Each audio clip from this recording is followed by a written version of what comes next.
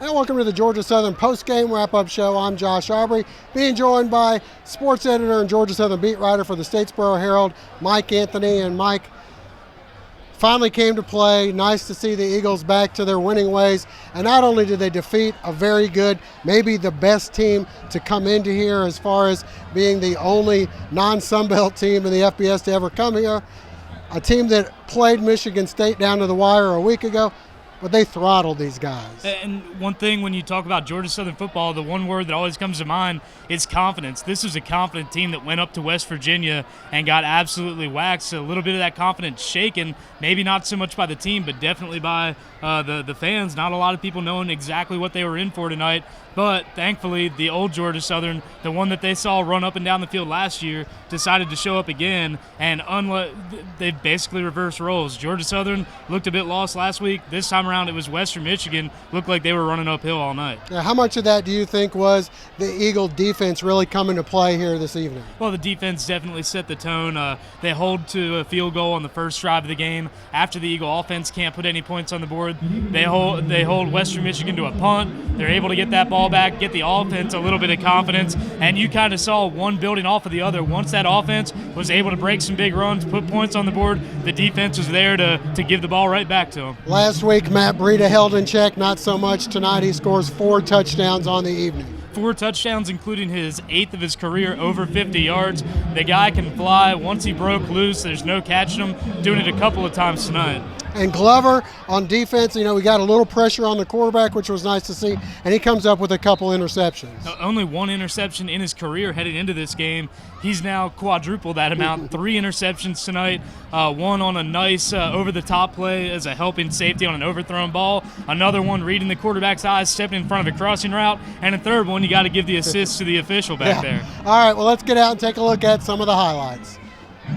The Georgia Southern Eagles hosting their first non-Sunbelt FBS team in school history before the 4th largest crowd in school history as Western Michigan came to town. The Broncos on the move early on. Zach Terrell, the first down pass here. But Eagle defense would stiffen as a host of Georgia Southern defenders, including Crystal Rosa, come on for the hit on 3rd for no gain, so the Broncos have to settle for an Andrew Haldeman field goal and take a 3-0 lead. The Eagle offense unable to get anything going, but again, the defense picks them up. Deshaunte Gallen with the hit here. The offense finally gets on track. Freshman running back Wesley Fields getting the call, picking up 35 yards down the sidelines. Later, more Fields in the open field. He'd finish with 82 yards in the game. And then, no surprise, the first points of 2015 coming from Matt Breida from 9 yards out, and it's 7-3 Georgia Southern. The defense continues to apply the pressure. Former Southeast Bulldog Yellow Jacket Jamal Johnson with the hit for a loss. We move ahead to the second quarter. Georgia Southern still up 7-3. The next points come as the Broncos with the bad snap. The punter knocks the ball out of the end zone, and that's 2 for the Eagles on the safety. 9-0 Georgia Southern. Quarterback Fabian Upshaw looking much more relaxed under center here, picking up a big first down. He'd finish with 103 yards on the ground. That would lead a few plays later to Matt Breida from 4 yards away, and it's 14-3 Georgia Southern. A big night for Eagles safety Antonio Glover here coming up with the interception at midfield. This would lead to another give to Matt Breida. And this time, here he comes, Breida making up for last week big time, the 34-yard touchdown. And the Eagles take a 21-3 halftime lead. A beautiful sunset over Paulson Stadium and a beautiful offensive play for the Eagles to start the third. Matt Breida high-stepping his way out of trouble. He's gone. 70 yards on this one. Breida with the Abe Lincoln 4 scores. And he'd have 176 yards, 4 touchdowns on only 11 carries, 30-9 Georgia Southern. More from the Eagle defense. This time, the pass off the referee's head and into the waiting arms of Antonio Glover. Upshaw continues to impress under center, this time scrambling for the 17-yard pickup. That drive would stall, and Alex Hanks comes in for the field goal. The Eagles add a 1-yard L.A. Ramsby touchdown, and finally Glover with his third interception of the night. Georgia Southern goes on to win this one 43-17. 2013's been a great year for all of us. Got a couple things ideas. Get out of my office.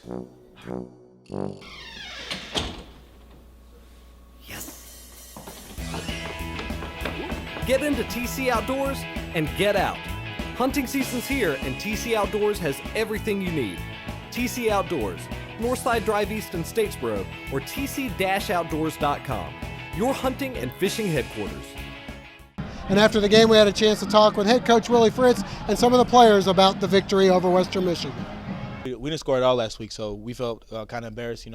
We're used to scoring a lot of points during our games, and for us not to score last week, it was embarrassing. So we just want to go out here, score a lot of points tonight, and get a win. We knew we had to come in here and play tough. They played Michigan State tough last week, so we knew we were going to be facing a great opponent, and we just did a great job tonight. We were a very good team. The only difference was, we just had to come out and hit the film room and watch the mistakes that we made last week and come out and correct them. So that's what we did. Definitely talk after the game and this week at practice every day and know we had to come out and put the team on our backs, because in our offense, we win games and we just had to come out and do what we had to do. I got to say, being at home is different than being in Statesboro, Georgia, playing at a home turf, and then the plane ride probably kind of got the guys out of whack. But all through week, we knew what they were going to try to run. They was going to run inside zone, stretch play. We knew that they knew that everything they was going to do, and we knew they only had 2 receivers they could go to. But it was a whole team effort from offense to defense, special teams. Everybody just played their part, and everybody got energy and momentum off of each other. It's been a while since the last time Georgia Southern got blown out, and that's something that hurts. You got to go a whole week without playing, and people see that on the scoreboard. While they move up, they're gonna get beat 40-0. But everybody just really worked hard this week, and from Monday from weight room conditioning, and so everybody was focused and they knew their assignments and stuff. Anytime you're a competitor, a loss should get to you, and as a defense, we took it personally, and as a team, we talked to the offense also, and they took it personally. So we wanted to just come together and try to put together a better game than we did last week, because we didn't feel we played the best we could. And after all that preparation, it really hurt. So this week we felt like we prepared better. We focused in, locked in, and that really helped us with the outcome of the game. Anytime we play in Paulson, we do our best to give our fans, our president, our coaches, and our teammates a victory. And anytime we step on the field, that is also the goal. So being in Paulson under Irk and all the great coaches and players before us, we really just wanted to show up and make it our best attempt to play the best game that we could. All right, a huge win for the Eagles. We're very, very excited about this W. It's a long week. We went up to West Virginia, didn't play particularly well, and a lot of credit goes to them. I think, barring injuries, they're going to have a fantastic season. And, I've mentioned it a couple times before. This might be the best opponent that's ever come into Paulson Stadium. I kind of look back at some of the different teams that have come in here and played. You had the App State teams that won the 3 national championships would be comparable, I guess. But this is a Division I program, Western Michigan. They've been playing Division I football for a long time. I'll tell you how long they've been playing Division I football. Bucky Wagner played against him as a quarterback at Ohio University. So they've been playing football there since Moby Dick was a minnow, if Bucky played against him.